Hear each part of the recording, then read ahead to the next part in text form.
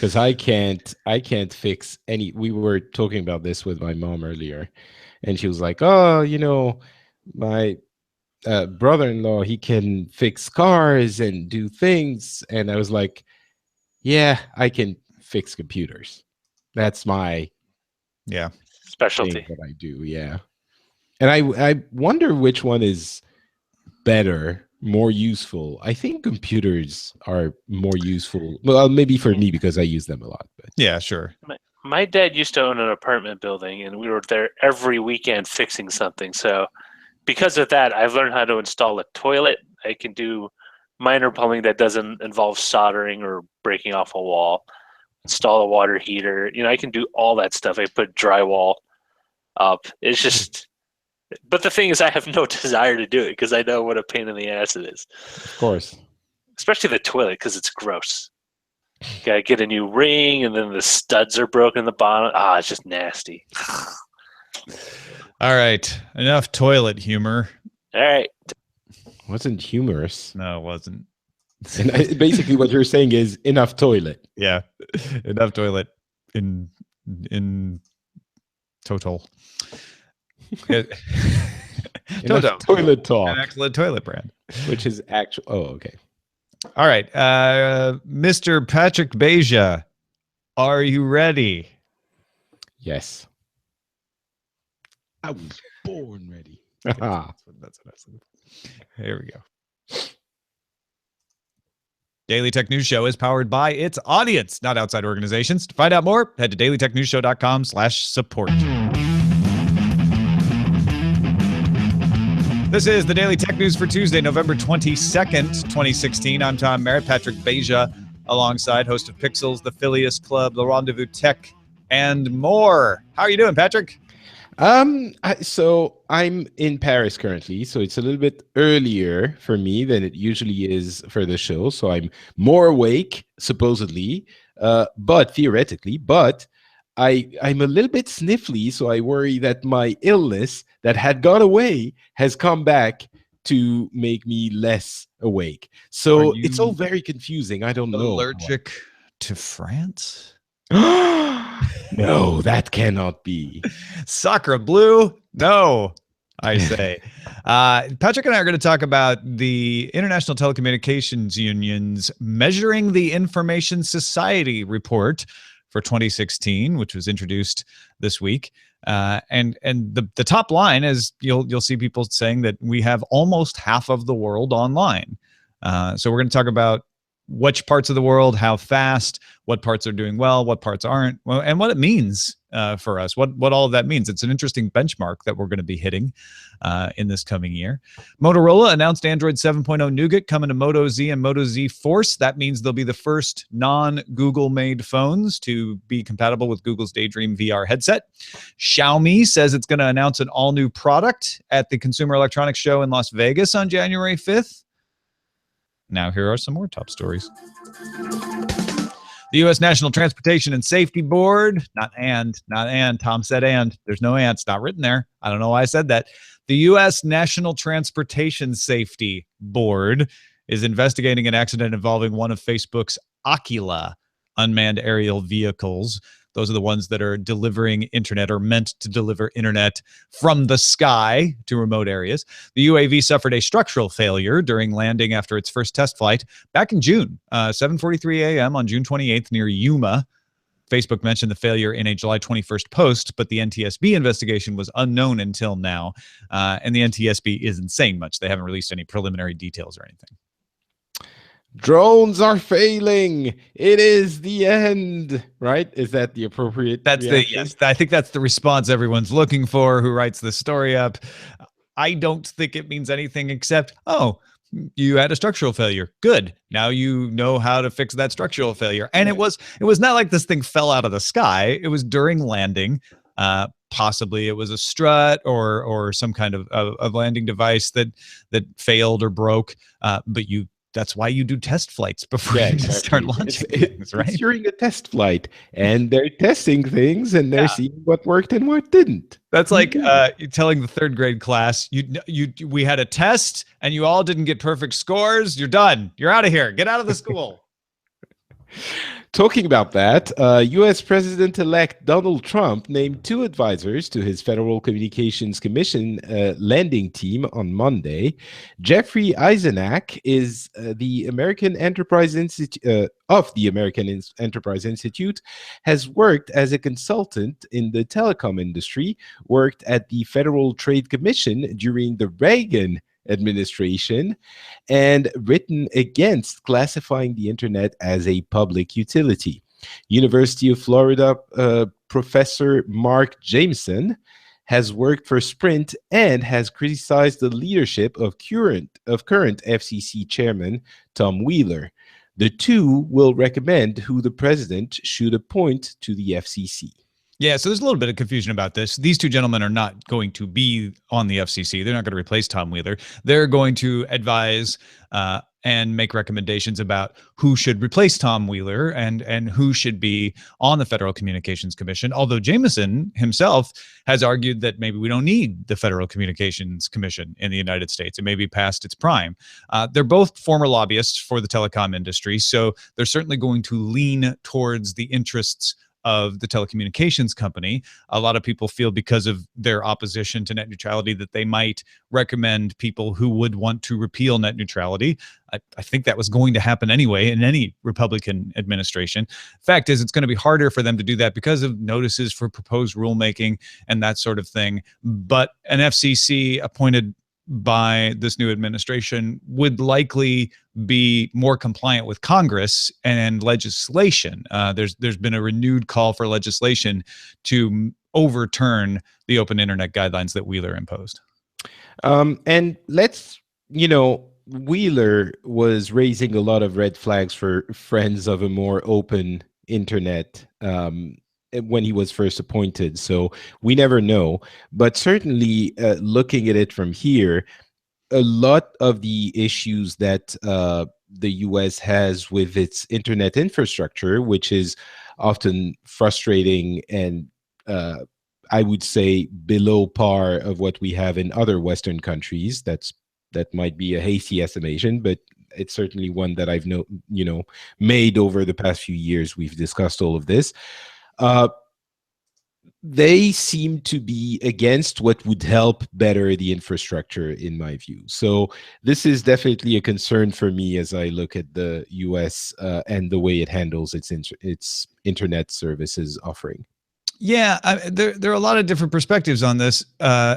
We went through the notice for proposed rulemaking. We went through the debates. We went through the implementations, and there have been court cases and continue to be court cases.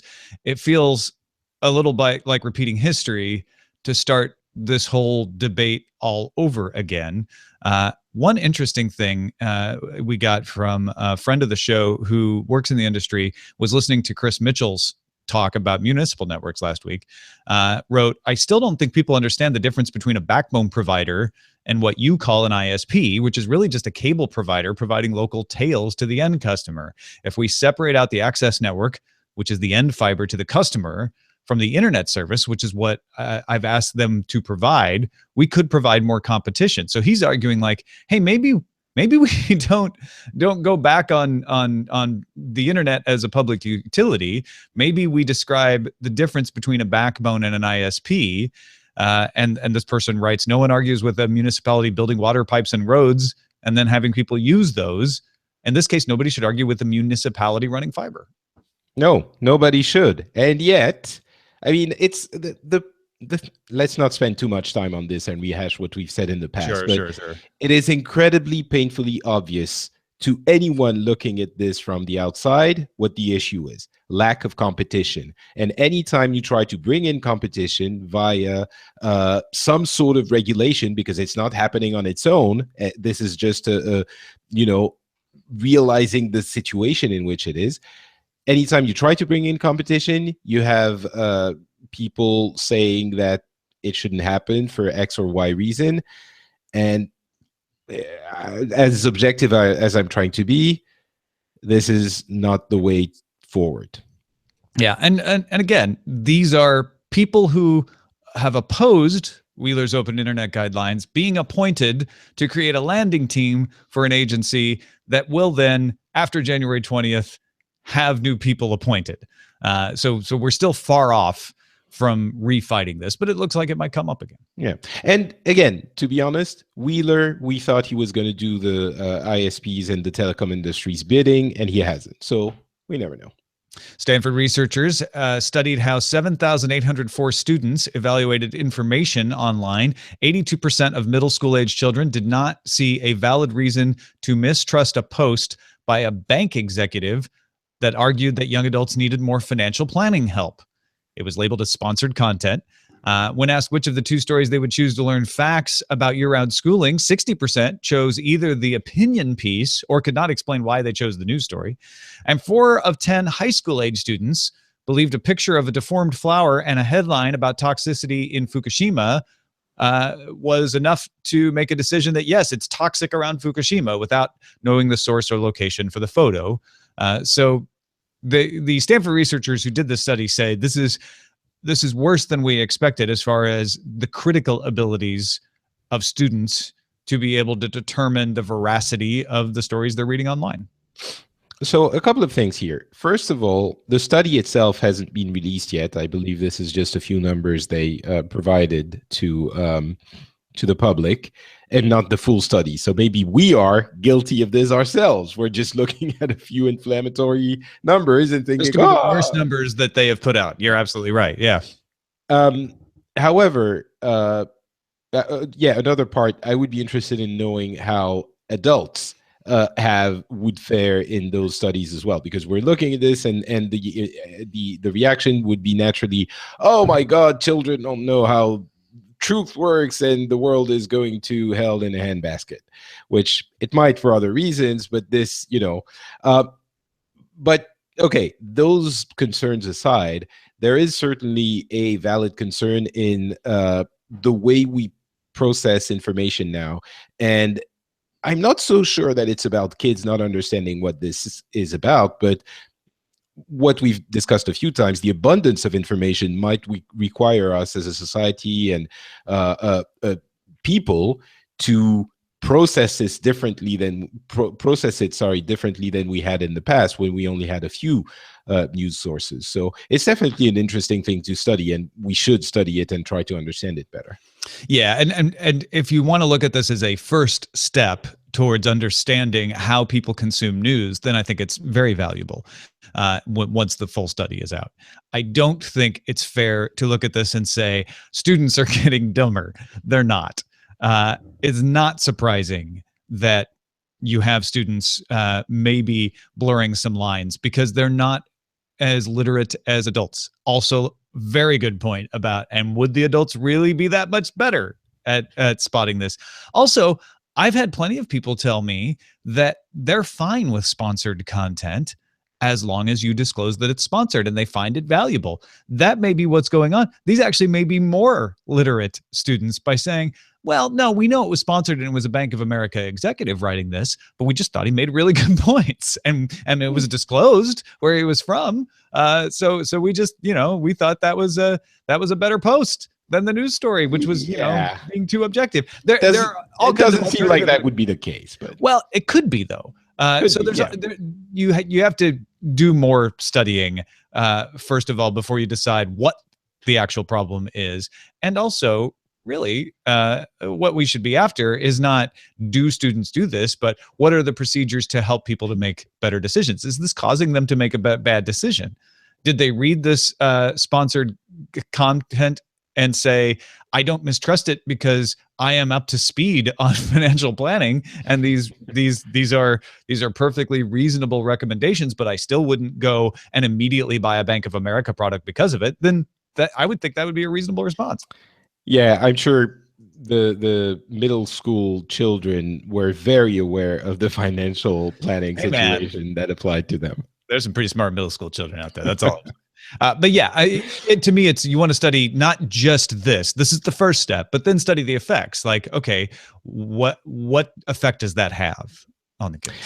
Yeah, and also, we don't know how trustful the children were 10 or 20 years ago, or at least we haven't had it in the context of this article. Exactly. Yeah. Google has changed its popular times feature from telling you how busy a restaurant or bar usually is to estimating how long the line is at the moment. It uses anonymized location data to make its estimates. I still don't trust this sort of thing. And I know the author of the TechCrunch article here said that even just the estimates based on past behavior were usually very helpful. And this is Frederic Lardinois who wrote this. But I still, I guess it's better than not knowing, but I would hate to make a decision of like, man, BlackBerry is usually really crowded this time of day. I don't think I'm going to go there. And then I look at this popular time feature on Google search. I search BlackBerry and it says, hey, the wait's only 2 minutes. And then I show up there, and either because it didn't have the right people tracked or there was a time lag involved, I get there and the wait's a half hour to an hour, and I get really upset. So what you're saying is won't have my avocado toast or whatever. But what you're saying is maybe you would have gone there without having the estimate. I just wouldn't have gone there at all, because I would have been like, you know what? I don't feel like waiting. It's usually I'll wait there. I'll go to Ronnie's Diner, get the chilaquiles, because I know it's never a big wait there and they're delicious.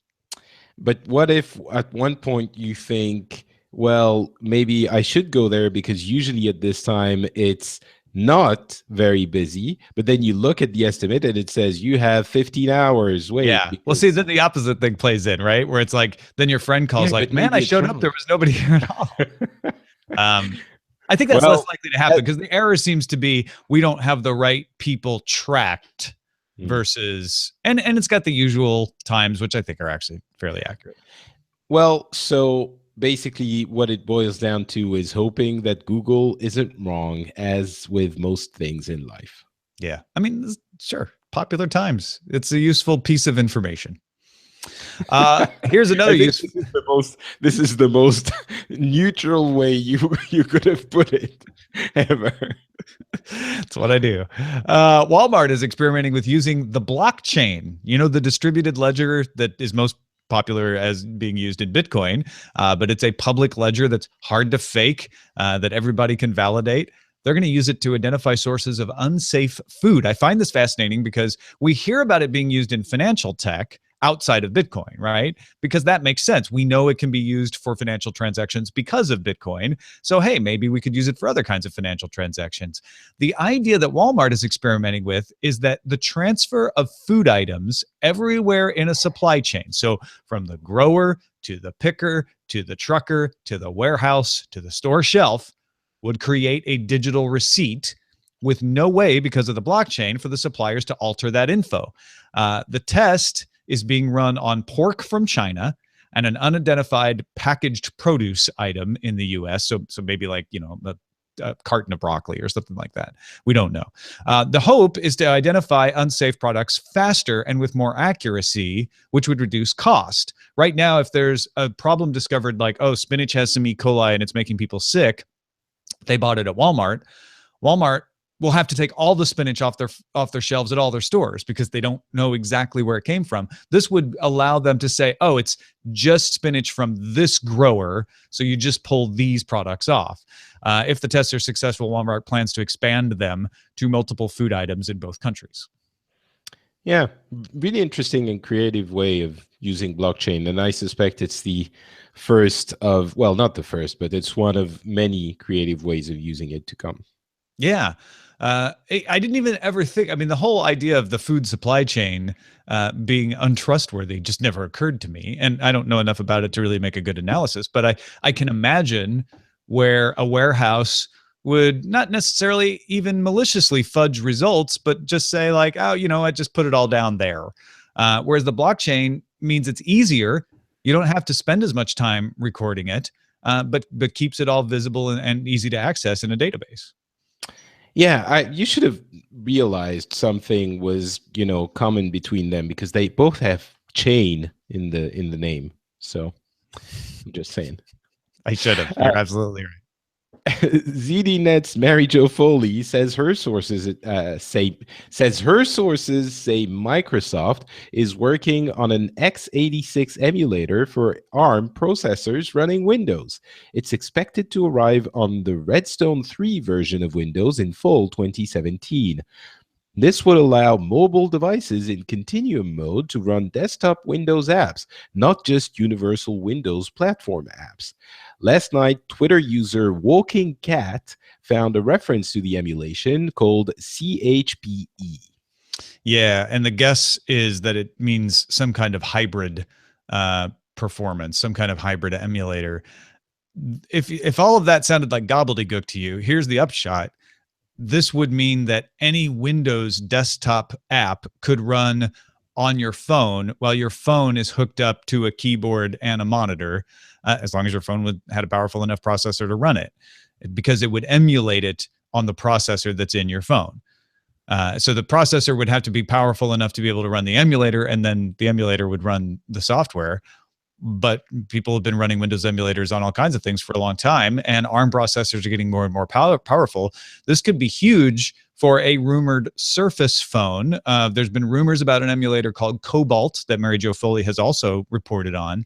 And essentially, if that's all even too complicated for you, here's what it could mean. I could buy a Windows phone, and all my Windows apps from my desktop could be usable on it, including all the powerful games. No, I'm kidding. Probably not those. Emulation would. And when I say all the apps, I say could, because if you have certain powerful apps, they won't run on any phone. Sure. But Microsoft Office and stuff like that, you could. And if you don't know what Continuum is, it's the idea of, hey, I can be using an app on my phone and then plug it into a keyboard and monitor and start using it like a desktop. So this is really interesting, actually. It's the one promise that Windows Phone keeps making, or has kept making, for the past few years, and it never really coalesced because the universal Windows platform apps, it hasn't gained traction, enough traction for it to become relevant in that way. This could be a sort of a way of not even worrying whether or not the developers have made the switch. And it doesn't necessarily, it's not necessarily that important for Office, which you mentioned, because there is a version of Office on Windows Phone, and many of the mainstream apps are available on that platform. But for those 2 or 3 annoying apps that you do need for your work, and you can't, maybe the developer doesn't maintain them all that much anymore, or all of that, then, and that are holding you back from ditching your PC or your laptop and just using your phone with this Continuum feature, that could be the catalyst. I suspect it's not going to all of a sudden make Windows Phone come out of the ditch it's been in the past couple of years, but it could be very interesting for companies and enterprise clients that use this instead of a laptop for some of their employees. Yeah, for on-the-go stuff, if the phone has the capability for it. I get the feeling that what's been going on with Windows Phone is not giving up on it so much as wiping the Surface clean. I didn't say Slate on purpose, because Surface Phone, right? I would not be shocked if what Microsoft does next year comes out with the Surface Phone. They're like, look, this is totally different than Windows Phone. We've totally started over from scratch, and now we have this emulator. So when you are working in a Windows world, you can continue to work on a Windows world on this phone. And it would be restarting the mobile device section, because it doesn't make sense for Microsoft to be moving more and more into tablets, more and more into hybrid tablet laptops, and the Surface Studio, and just say, oh, but mobile devices will just cede that to anybody, when they've got a perfectly decent operating system that could take advantage of it, like you say, especially in the enterprise sections.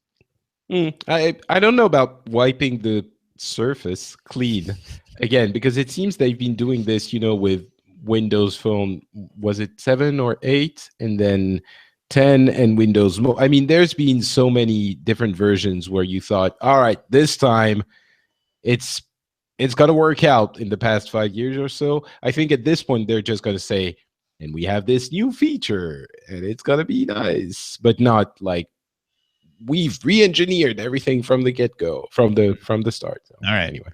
It usually makes steak bets with Brushwood, but he's in Texas. I will make a ham and Gruyere baguette gluten-free bet with you on this, because I really do think. So wait, what are the conditions? Are they gonna? I guess are they gonna give Windows Phone a new version on Nadella or someone else coming out and saying we've re-engineered the mobile phone from the ground up? But it doesn't get a new name. It's still Windows Phone.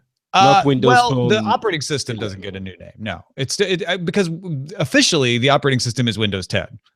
They don't call it Windows Phone anymore, even though everyone else does. But, okay, I feel like you need to be more specific on. So the word re-engineering or some equivalent of that applies will have to the be phone, used. to the device. Yeah. Right. Yeah. Because this is just an add-on to Windows 10 that is coming in Redstone. Yeah, I feel they are going to present it as an excellent new feature of the existing system. You say they're going to say it. I say they're going to make a big deal about the Surface phone. We've re-engineered it from the ground. Well, yes, of course, they're going to make a big deal out of this. But okay, we're already welching on the bat. I can't believe it. And as a part Welshman, I get merit. You are not making sense. Ham and Gruyere bet. All right. That's hey, thanks to all those who participate in our subreddit, submit stories and vote on them. dailytechnewsshow.reddit.com. One last thing to talk about. Our main discussion today, the International Telecommunications Union reports that 3.5 billion people, and some places I saw 3.6 billion, so I think people are either rounding up or rounding down. But it's still almost half the world's population will be using the internet by the end of 2016. 80% of people in the developed world use the net. 40% in developing countries, and then 15% in what the ITU calls less developed countries. Mobile internet is helping that rise of usage, especially in the developing countries, but cost still impedes the spread in rural and remote areas, especially in those less developing countries. Looking at this report, one of the things they do is create what's called the ICT Development Index. ICT is information technology. And the IDI, or the Development Index, takes into account 11 indicators: access, use, skills, key aspects of IT development that allow for comparisons across countries over time. And then they rank people. And so it was interesting to me to see the coverage of this. Reuters headline was about the fact that, hey, almost half of the world is going to be online by the end of this year. We're approaching a big benchmark. Whereas IT Web Africa headline was Africa performs poorly on the IDI part of this ranking. And then there was an itweb.co.za article that said, don't panic about South Africa's ICT ranking dipping on the IDI. So some parts of the world taking this IDI ranking more seriously than others. Well, yeah, it makes sense, right? If you're in the US, you're going to look at how the US is performing, and obviously the West is performing a little bit better than some of the less developed countries. The fact that Africa is not performing well is, of course, a little bit disappointing, but I have to wonder, we are at this point now, even with the incredible spur of growth that internet connectivity and IT access has seen with the development of mobile technology. And if we're not satisfied with the level of access now, I wonder how much worse it would have been without mobile technology. Because really, I mean, the way I understand it, most of these countries are using mobile devices to access the internet and for general computing purposes. Yeah, 95% of the world's population lives in an area that is covered by a mobile cellular signal. Now, it's not always a 3G or 4G signal. Sometimes it's 2G. But 95% of the world can get data of some kind. However, mobile broadband networks cover 84% of the world's population. So that's when we're talking about a little faster internet access. So it's still large, but only 47.1% use the internet. So there's a big gap between I've got a signal, I could get a signal, and I can afford to buy a phone and get service. Well, already I think those numbers are encouraging. 95% of mobile cellular signal is really good, and 84% of broad is, I think, again, very encouraging. The next question there is, why does half of the population, more than half of the population, actually doesn't use the internet? I really think that at this point it needs to be, I'm sorry to be coming back to this every time, but it is infrastructure related. And I'm sure in many countries the state is involved in this, but if it isn't, I think it should be. You have countries where this is the entirety of their online capabilities. And if the existing situation isn't conducive to connecting people to the internet, and in this case, mobile broadband is often available, but for or ISP development reasons, it's not, people aren't getting online. I think it requires, I guess what I'm trying to say is it's too important to just leave it up to chance. It's one of those things, well, like I don't think it's being left up to chance. It's economics. I mean, 95% of the population has a signal.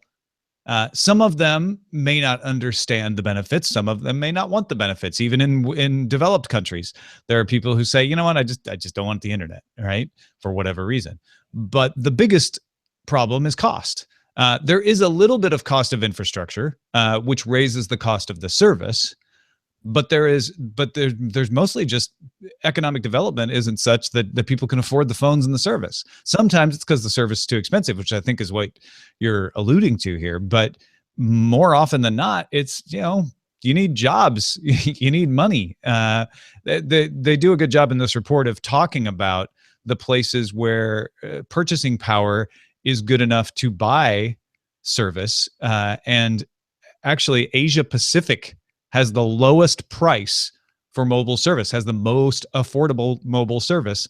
Sri Lanka and Bangladesh have the lowest mobile service price when you adjust for all kinds of factors.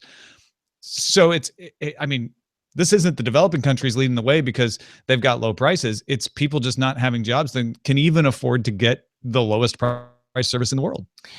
You're right. And I mean, I don't know enough of the specifics, and I'm sure that the specifics change in every country. We're talking about 84% of the world having a mobile broadband network that reaches them. It doesn't mean that the situation is similar everywhere, but that number is the one that strikes me. 84. So it's very often the signal is there, but people can't afford or aren't online. And that gap, 84% of the population having the signal getting to them, and only 47% internet user penetration, that number is frustrating to me, because it means that there are many people who have, it's not even, it's not that the internet isn't there for them. It's that it's there, but it can't. If you transpose this to water, and obviously, it's not an exact comparison, because if you don't have water, you probably can't go on living for very long. But if you transpose it to water, it feels like there's the water right there, and you can't go and drink from the stream. Yeah. Which you can go 3 days without internet. You can't go 3 days without water. But yeah, I get your point. Still, the upside is Africa is the fastest growing region when it comes to broadband and mobile telephony. The Seychelles, Mauritius, and South Africa, 1, 2, and 3 in that. Algeria and Namibia have the most improved IDI rankings. That's that broad ranking of skills and access and things like that. So it's going the right direction. We don't mean to make it sound Definitely. all doom and gloom.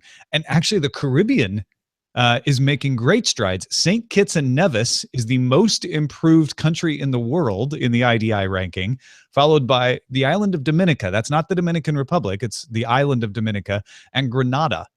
And of course, that's most improved. The number one in IDI ranking, once again, second year in a row. Congratulations, South Korea. You just beat us, put us all to shame, even if my Project Phi didn't work very well there. Well, maybe it put some people to shame. I don't think I would characterize my, internet access as being put to shame. Well, this is the IDI ranking. It's not just the fastest, although South Korea generally tops the table in fastest as well. Two of the top 10 in IDI ranking were from Asia Pacific, and 7 from Europe. Yay! So yeah, Europe and Asia Pacific, the places to go for IT right now.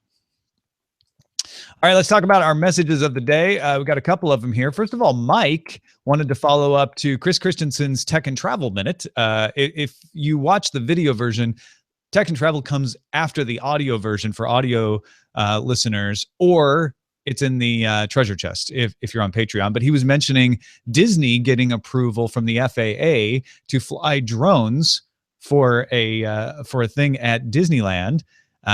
Disney World. And Mike says, hey, follow up. The show referenced just started showing at Disney Springs, which is the shipping and entertainment district at Walt Disney World, on a nightly basis. It's called Star Bright Holidays, and will be showing twice a night through the holidays. This looks really nice. I mean, really nice. It's very surprising. You basically have drones up in the air. I'm guessing many of them, right? Yeah, there's a bunch. And they're stationary or moving a little bit, and they light up, creating some kind of strange structure in the air that's moving around. Tree. Yeah, right. Whoa. No, I mean, in this case, it's a Christmas tree. I'm sure there are other things as well that are displayed, but yeah, really cool. Then Alan wrote in and said, I really enjoyed the discussion about the pitfalls of modern devices. It made me think of a couple of things. First was that I have a lot of modern complicated devices and appliances that I only use in one or two ways. For example, my microwave probably has a couple dozen feature, but I only use timed cooking at full power since that's the easiest. Enter the time and go. Experience has taught me optimal times for various tasks. The other thing it reminded me of is Donald Norman's book, The Design of Everyday Things. Even designing non-technical things like a door is fraught with peril, as competing interests and misguided intentions influence the design. As he points out himself, he had to change the title of his book because of poor title design. It was originally called The Psychology of Everyday Things, and it was constantly getting miscategorized into the psychology sections at bookstores. Either way, I think taking a complicated device like a modern toaster or an oven or a microwave and putting an app on top of it is just compounding the chance of complexity, confusion, and malfunction. And he also found it amusing that in the post show, after we were done yesterday, Veronica, who along with me had been critiquing overly complicating technology, went, ooh, shiny, about some new features at showbot.tv. And Ellen says, this is why we can't have simple tech. Well, I mean, there's definitely something to it. I think as tech enthusiasts, we often underestimate the need for simplicity in those things. That was basically the topic of your show yesterday, so I won't go over it again. But as frustrating as some of the oversimplifications might be for some of our tech, especially I think, in the ushering of mobile phones and tablets and things like that, what it's been is oversimplifications of existing systems, of existing computer systems. And even that, to an extent, is not simple enough for everyone to actually use easily. So I think we tend to disregard the need for simplification as and look at it as thinking only of the things we lose in the process as opposed to the simplicity we gain. So it's definitely a kind of literacy. I was thinking about it more after yesterday's conversation. We think, oh, well, a toaster is really simple. Why can't you be simple like a toaster? Well, have you used a toaster in different parts of the world? Have you ever come across a toaster where you're like, wait a minute, how do I use this? And it's like, well, this one has things on the sides and it folds up like this. And then it's this switch over here. I know it's not labeled. There's a certain amount of literacy we have, especially in mechanical devices, that didn't used to exist. You take somebody from the 1600s and plunk them down in a modern kitchen, they will not be able to figure anything out, especially a microwave. But we've learned what time cook means, and we learned that, well, it's usually 100% power, so I'm just going to assume it is. And so we're working out a new vocabulary for technology. I don't think that contradicts anything you just said, Patrick. It still needs to be simple. In fact, if anything, it needs to be even more simple and more obvious because we're learning a new way of managing things. Well, two things. I think first of all, I'm not sure there is a point at which we get everyone tech literary enough that they understand everything that's happening, which is why, if that was the case, we wouldn't have needed simplified devices like phones and tablets. Everyone would have been fine with, well, the phones are portable, but you get what I mean. The fact that for 30 years people didn't actually get it. I always use the example of the VCR. We used to think, the VCR is a little bit complicated, but after a while, people will get it. Well, guess what? They didn't, and they still didn't understand how to program it and how to, So I don't think that for certain things, it's just a matter of learning how it works because people don't very often. The other thing is I would love a TV show that would get someone from the 1600s. I don't know how they would get that person. A little time travel, it's all we need. All we need, and get them in the kitchen and see how long it takes them to actually figure it out. And I think we might be surprised that it would take not as long as we would imagine. Maybe not. Nick with a C says, pretty sure a person from the 1600s could turn a gas stove on. I don't know. Gas is new. In the chat room, I was like, they're going to be looking for the coal. They're going to be like, where do I light the coal? I don't see any coal here. So there was a fun movie from a couple of decades ago in France where it was basically the three wise men that were teleported to the current day, and they made the approach of, instead of making them like completely incredulous to everything they were seeing, it was more like looking at things and just in wonder of the ingenuity of what was created. So they would take a light bulb and go and look at it and not go like, oh, light, where does it come from? It would be like, ooh, there's a little piece of metal that's incandescent. How clever. How does that work? That's great. Yeah. Well done. Who invented that? Folks, a reminder, if you're in the Washington, D.C. area next Wednesday, November 30th, Big Jim and friends wanted me to let people know that there is a meetup happening for DTNS participants. Now, I'm not going to be there, but just folks who are interested in the show. So if you're interested in going, go to bit.ly/DCDrinks2016. And they would like you to just let them know that you're coming so they can figure out how many people to expect and tell the venue and all of that. And then they can let you know where it's going to take place. bit.ly/DCDrinks2016. Diamond Club and DTNS fans and anyone else, please join in. Thank you to Patrick Beja, of course, for joining in on this show.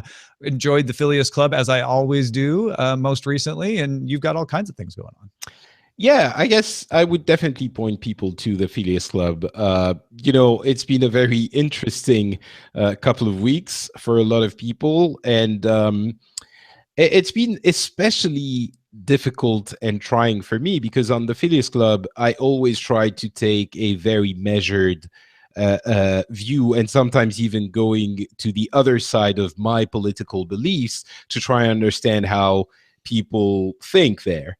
And obviously, so I'm people know very very liberal, and so it has been an interesting journey for me on this episode. But I really think that we we did a pretty good job. I'm very proud of that episode. There was 4 of us, one from the US, one from Europe, one from Germany, and one from South Africa.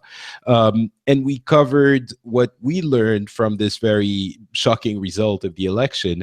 And I've gotten a lot of positive feedback because people from both sides of this very heated debate have been saying that this was something, the way we talked about it was interesting to them and brought something to their thought process. And some people were saying, this is what I've been saying forever, thank you for echoing my thoughts. So definitely, I know you must be tired of the elections by now, and there are concerns all around, but I go listen to it. Frenchspin.com, the Phileas Club. Yeah, if you're looking for something that isn't the same thing you've been hearing everywhere else and gives you some useful perspectives, I highly recommend it as well. Frenchspin.com/the Phileas Club. Just Frenchspin.com. And look for the Phileas Club. You can click on it. Thanks to everybody who supports the show in all the different ways. If you're a new listener or somebody who's been like, now wait, how do I support the show again? Because I would like to. dailytechnewsshow.com/support has all the different ways. The main way we're supported is through Patreon. Patreon.com/DTNS. The idea is that you pledge to support the show. We keep doing the show and we give you a few perks. Thanks to all the patrons and all you existing patrons. Please welcome brand new supporters, Spencer Johnson and Jamilson Jr. And Donald Keel raised his pledge. Thank you, Donald, for doing that. He'll be on our listener co-host show coming up at the end of the month. And by the way, he raised his pledge after recording that show. We didn't have him on his show because he raised that pledge. Don't forget also, we're looking for best of. If you can do nothing else, go to bit.ly/bestofdtns and let us know your favorite segment of the year. Our email address is feedback@dailytechnewsshow.com. We're live Monday through Friday, 4:30 p.m. Eastern at alphageekradio.com and diamondclub.tv. And our website is dailytechnewsshow.com. Back with our last full show of the week tomorrow with Scott Johnson because of the Thanksgiving break here in the United States. We'll talk to you then. This show is part of the Frog Pants Network. Get more at frogpants.com. Diamond Club hopes you have enjoyed this program. Nicely done. Excellent. A work of art. Is it? I cried, said the New York Daily News. I don't know what they said that about, though. Well, let's pretend they did. What should we call it? We'll get Roger back here in a moment. There he is. But we should call it wiping the surface clean. Control Arm Delete. Also, that one's good. Can you hear me now? Yes. Wiping the surface clean and Control Arm Delete is as far as we got, Roger. What happened to my... Oh, there it is. Wiping the surface Control Arm Delete. That's news to me. Students trust easily purchased. I don't think that's what that actually meant. I don't think so either. I get the sentiment. Windows emulates the good old days. The good old days. Net normality. World struggles with signal to food ratio. Clever. Signal 95, penetration 47. Oh yeah, no, nicely done. That's a good summary of that story. Actually, I really like it. Neutralist net ever. Don't overestimate Google's estimates. Can emulate Windows out of a ditch. Ham and Gruyere bets. Blockchain indigestion. Blockchain of unsafe cheese. Microsoft takes to arms. Blockchain of unsafe cheese. Why is it cheese? It's usually like spinach or broccoli or something. Rearming Windows. Yeah, I don't. I don't know. I'd go up with Signal 95, penetration 47. Yeah. Although that sounds like a scoreboard too. So. Oh, it works. All right, I'm actually gonna run off. Okay. You don't have any last minute selections for the title? Oh, I would go with Signal 95, penetration 47. Cool. Well, have a lovely rest of your day. Of my night. Of your night. Of your 24-hour unit. Of time. Thanks, guys. Master. Bye. All right, bye. Bye, guys. Thanks, Master. Beatmaster. Do, do. The Thanks Master, 25,000. Beef up your thanks. Veronica Belmont. Belmont. Belmont. I'd go signal 95, penetration 47. I'm good with that. Yep. Make it so. Make it so. Engage. Now I want to do a Star Trek parody featuring Trump. How would that work? I guess he would have his own planet. You know, I keep calling him president-elect because I believe in according whoever holds the office the proper titles. However, is he, and this isn't a Trump thing, by the way. I had the same problem with Obama in 2008. Is he president-elect yet? Because the Electoral College votes on December 19th. Yeah. So he technically hasn't been elected. It's true. And they don't count the votes until January 6th. So no one, again, this is not a political thing. No one is really president-elect until the electoral votes have been counted, right? I think it's just, I think that's always been a bit of a technicality. And I know think it's a technicality. I get it. But I'm like, if we really wanted to be super accurate about it. Yeah, that's what they're protesting. They want electors to go faithless. Well, again, I wasn't even trying to go that direction. This, like I said, this was also something I thought about in 2008. He should really be, or she, whoever, should be called presumptive president until the Electoral College votes are counted. Then they become president-elect. How about just putative president-elect? Putative sounds almost like you're doubting. Like, man, he thinks he's president-elect. Isn't that what Presumptive, presumptive means no, it's not. Presumptive is what I think is more accurate. I'm trying to break you out of talking about this election, by the way, and just talk about it in general. And you keep trying to go back to your alleged. agenda. I'll try alleged. How's that? Would you have called Obama alleged president in 2008? Yeah. I like it. Schrodinger's president. Until the electoral votes are counted, he's both president and not president. All right, fine. We'll talk about something else. That's what people come here for, Roger. Something else. Something else. I have become something else. I must because I never understood that line for the arrow. What have you become? Are you now inhuman? Like in the arrow when he does his little. I must become someone else. I must become something else. I know. It's like, what is that? Are you turning into a werewolf and just going to go through and bite the heads off the criminal underworld? Well, I think he's saying it's changed him so much that it's not just that he isn't Oliver Queen. He's like a Batman. Alert, by the way, if you haven't. The secret identity is the mayor. It's like, really, that must be one cushy job. If by you day, I work to protect my city as mayor. I want to know where he gets to sleep. That's my one thing I never really I would assume he slept in the place that he shared with Felicity up until recently, but we don't even know where he lives now.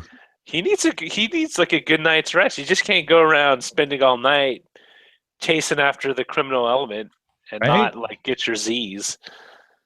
Like Superman I can understand. He's alien, he's Kryptonian. The sun, energizes him. He might not even need sleep. It's just like Superman doesn't really need to eat either.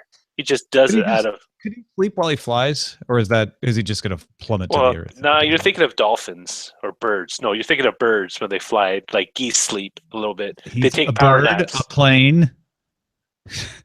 He's Ironically enough, Superman never really had originally he never had the ability to fly. He could just jump very far, and so it seemed like he was flying. Right, leap a tall building in a single bound. Right. No, that's it. That's the like issue 1 of Action Comics, right?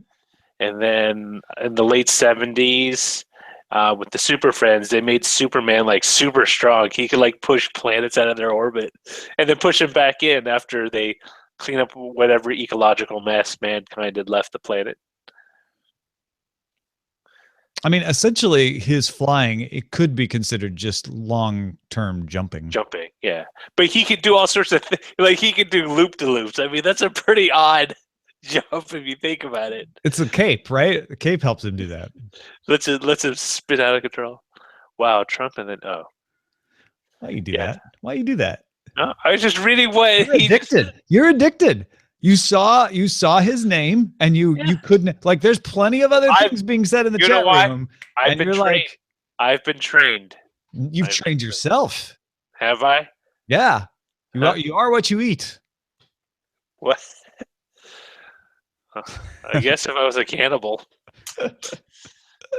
No, this election isn't even the first example of this.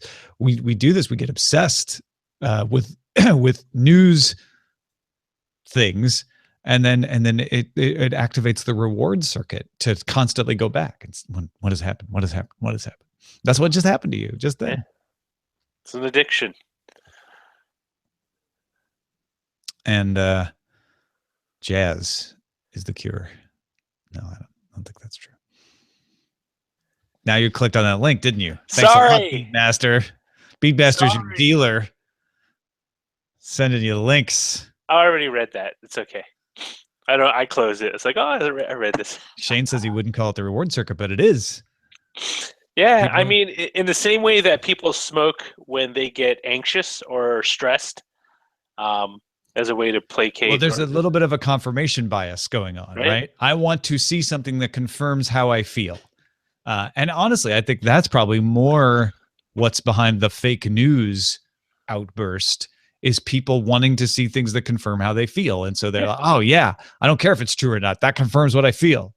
Click. I honestly think some people, I still believe most people think, no, that stuff is fake. Yeah, I do too. I would like to see what evidence there is that it had an effect. And if so, how much of an effect? I don't think anybody's had a chance to study that yet. So I don't think you can really say. You can guess. You can say, well, I think it did this, but that doesn't mean it did. I have a gut feeling that while it did have an impact, I think it's a lot smaller than what is being presented. I tend to think that's probably true based on what I know about media consumption so far. But since everyone is convinced it had an effect, let's study it. Let's find out. It's not something that can't be studied. It's not like dark matter where like, well, we need a particle collider for that. No, we should get fake news and then someone just reads it and then collide them at very high speeds. see what particles come out. We might find out a lot about supersymmetry if we did that. What if I took a very heavy Hillary supporter and a very heavy Trump supporter and then collided them? Like heavy particles, and you have heavy supporters. Boom.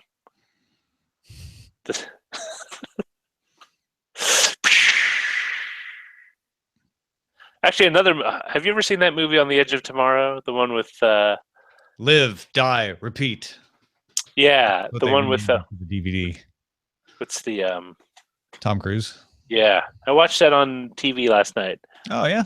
Everyone said it was good. I was just annoyed by the whole movie. Really? Was it because of the commercials? Because of the end. I thought the end was lame. That movie could have been done in 45 minutes. Well, yeah, if he didn't repeat. Yeah. Well, I know, but it just seemed the whole point, Roger. No, I get that. But even Groundhog's Day, like, it wasn't that tedious. It was fun. But it felt tedious to me. It's like, I get it. You're learning. You need the montage of dying and coming back in order to build up a sense of time. And they did the same thing in Doctor Strange. I haven't seen it. Not for the whole movie. Don't spoil it. I haven't seen it. But every movie needs a montage to accelerate time. You need a montage. Right? Like that explains how the 90-pound weakling becomes like a 200-pound boxer, in the span of 10 minutes. You mean Captain America? Well, they had, see, that's the thing. He's like the ultimate steroid abuser, really. Oh, I took a super soldier serum and suddenly I'm buffed. I mean, he was given a super soldier serum. sort of like the government pushed him into it, don't you think? What if it was just really just a prototype of muscle milk? And it's just like that stuff would be a whole lot more super soldiers then. No? I want to know what his kidneys are like. If he's like totally like in renal Yeah, what are the failure. side effects of the super serum, right? Yeah, it's always like, oh, that's great. I mean, Marvel Comics, they did a whole one where originally they tested this super serum on African American subjects in order to test its safety. And so the original Captain America was a black guy, but yeah, I'm curious because steroids have a long history of not being so good for you. Not so good. They're not steroids though. Super serum, totally different thing. Super steroids. No one Steroid ever said serum. anything about it being steroids. You see this horse? We injected it with radioactive isotopes. I don't get it. I don't know. Maybe that's how they made the horse strong, and then they took his super serum. It's not steroids. Just because you want it to be. It is. Fake news, Roger. You're implementing fake news on a fictional character. Fake people. That's going to be the next thing, right? Is just start levying fake news accusations at everything. It's because now it's become a buzzword. Oh, it was. I mean, isn't that what the big thing for Rush Limbaugh's thing was? Like liberal bias. They're spinning these stories. That's different than fake news, though. No. I'm saying that the new thing will not be bias or lamestream media. I mean, wasn't that a big thing in yellow journalism, though? I mean, so it's really just a big, giant return of... Look, you can never be fully objective. So if someone wants to pick at things, they can always find bias. That is part of the honesty of being human. There will always be bias in everything that every single person says. I'm not disagreeing with you. No, I'm not arguing with you now. Why are you lecturing me? I'm not lecturing you. I'm kidding. Oh, never mind. No, I'm teasing you. It's fine. I was trying to explain my opinion, but it turned into a lecture. And now you've thrown me off and I don't remember what I was going to say.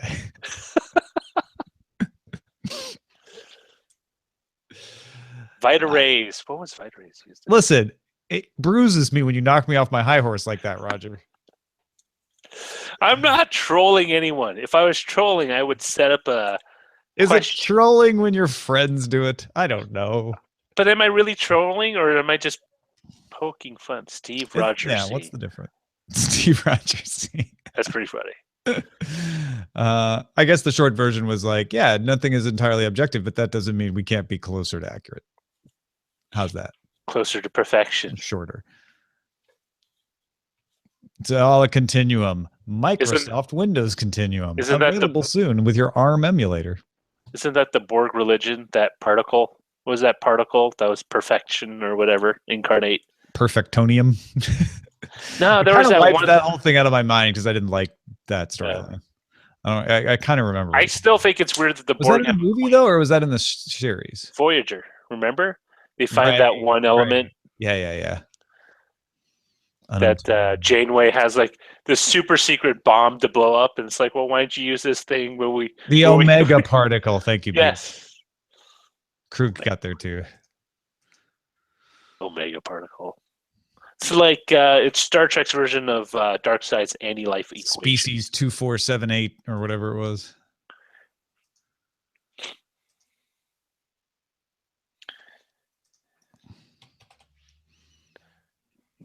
Daily Tech. Oh, I almost did it. I just stopped myself from putting the headlines into the Daily Tech News Show feed again. See? Sometimes if I pay attention, I don't make mistakes. Just that the W Scott is let's just not believe anything. Problem solved. It's kind of where I was going with that. Yeah. What was the Greek? Was it the Greek philosopher went around the barrel? Oh, I'm trying to remember. I'm really bad about remembering. Bob. Greek philosopher Bob.